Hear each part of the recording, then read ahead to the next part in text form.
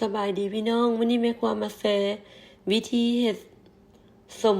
ปลาตอนนะพี่น้องเนาะเฮ็ดเป็นตอนซอยเป็นตอนนะพี่น้องเนาะทำอิฐแม่ครัวมีปลาเด้อแม่ครัวจะใส่แต่ครึ่งกิโลเนาะอันนี้มันหลายแล้วแม่ครัวสิแบ่งออกไปเฮ็ดแนวอื่นกินก่อนแล้วก็สิเอาแต่สั่งเอาแต่ครึ่งกิโลมาพี่น้องตอนนี้มันขั้นตอนเอือบเกลือเนาะเอือบแล้วแม่ครัวก็จะเอาน้ำมาแช่นะแช่เกลือแช่น้ำเกลือครึ่งชั่วโมงพี่น้องแช่น้ำเกลือครึ่งชั่วโมงเอาน้ำขาวปลาออกให้มันหมดเนาะหลังจากครึ่งชั่วโมงผ่านไปนะมาจับเบิ่งปลาก็หั่นๆเด้อพี่น้องแล้วก็สูตรนี้ก็บ่เฮ็ดให้ปลาเหม็นคาวเนาะพี่น้องเนาะแต่ก็ยังบ่แล้วได้แม่ครัวก็จังจะล้างทำความสะอาดแล้วก็จะเอาไปแช่น้ำข้าวมาอีกพี่น้องแช่น้ำข้าวมา4ชั่วโมงพี่น้องหลังจากแช่น้ำข้าวมาไป4ชั่วโมงแล้วแม่ครัวจะล้างทำความสะอาดออกหลังจาก4ชั่วโมงล้างแล้วเอาไปไว้ในตู้เย็นพี่น้องข้ามคืนเลยพี่น้องแม่ครัวจะไว้ในตู้เย็นข้ามคืนหลังจากแช่เอาออกจากน้ำข้าวมา4ชั่วโมงเนาะแม่ครัวว่าคืนหน่อยนึงได้หลังจากนั้นเอามาล้างทำความสะอาดดีๆแล้วแม่ครัวเอาไปไว้อยู่ในตู้เย็นเสด็จใส่กระแตะนะใส่กระแตะให้มันเสด็จน้ำเนาะหลังจากไว้คืนนึงอยู่ตู้เย็นเนาะตื่นมาปลาเขาก็จะแห้งเสด็จน้ำดีแล้วก็เอามาซอยเป็นตอนแบบนี้แหละพี่น้องครึ่งกิโลเด้อพี่น้องเด้อครึ่งกิโลแล้วก็ซอยเป็นตอนตามใจมักเนาะพี่น้องเนาะมักบางก็นี่ก็ซอยบางก็นี่บ่ได้เป็นหยังพี่น้องอันนี้เป็นผงที่ว่าแม่ครัวจะใส่เด้อแม่ครัวใส่ซองนึงเกลืออยู่ในผงเนาะซองมาใส่มาซองเลยสำหรับปลาครึ่งกิโลกระเทียมนี่หัวใหญ่นึงเนาะเอาไปตำหรือไปทุบๆมาเนาะหลังจากนั้นแม่ครัวก็จะใส่แป้งนัวไปบวงกาแฟนึงเด้อผู้ใดบ่มักก็บ่ใส่นะพี่น้องเนาะแต่แม่ครัวใส่เพราะว่า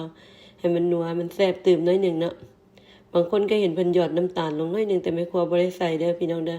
หลังจากนั้นก็คั่นพี่น้องคั่นเกลือพริกเกลือกับกระเทียมนี่นะประมาณ10นาทีพี่น้องคั่นจนให้มันได้10นาทีเด้อพี่น้องเด้อคั่นให้เกลือให้อย่างนั้นแป้งนัวเป็นอย่างเข้าไปใน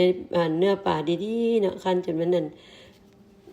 เกือบว่าเป็นพุ่นล่ะพี่น้อง10นาทีนี่ถือว่าเป็นแล้วหลังจากนั้นแม่ครัวจะใส่ผงทำแหนมเนาะแม่ครัวจะใส่ครึ่งนึงของในผงอันเด้อพี่น้องเด้อบ่ใส่หมดเด้อพี่น้องสูตรนี้จะพอดีงามมันจะบ่หั่นกระดกกระดอมันจะพอดีตึกเลยแบบว่าธรรมชาติ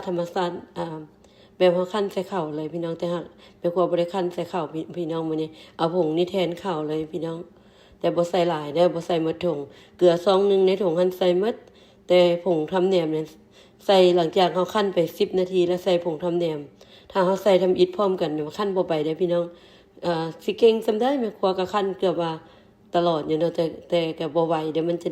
นักมือหลังจากนั้นก็จะเอามาใส่กระแตะนี่เนาะพี่น้องเนาะใส่กระแตะแล้วแม่ครัวก็จะเสี้ยวไว้เด้อหลังจากเฮาคั่นไป10นาที15นาทีผ่านไปเนาะเอามาใส่กระแตะแล้วก็เสี้ยวใส่ถุงใส่แอร์ถุงสูญอากาศนี่นะพี่น้องเนาะแม่ครัวจะไว้24ชั่วโมงขึ้นไปนี่ก็แปลว่ากินได้แล้วแต่แม่ครัวจะไว้2มื้อเด้อพี่น้องเด้อ2มื้อแล้วออกมาพอดีเลยส้มพอดีงามเนื้อหั่นพี่น้องสูตรนี้บ่มีเหม็นบ่มีคาวเด้อพี่น้องเด้อถ้าพี่น้องเฮ็ดตามจังว่าตามขั้นตอนแม่ครัวเฮ็ดให้เบิ่งเนาะคั่นส้มนี่ก็บ่ได้ง่ายเด้อพี่น้องต้องคั่นหลายรอบหลายเทื่อมันจึงลึงใจลึงจังหวะลึงวิธีคั่นเนาะพี่น้องเนาะเฮียนบัดเดียวคั่นบัดเดียวอาจจะบ่เป็นเด้อพี่น้องแต่ต้องค่อยๆเฮ็ดไปเรื่อยๆเนาะ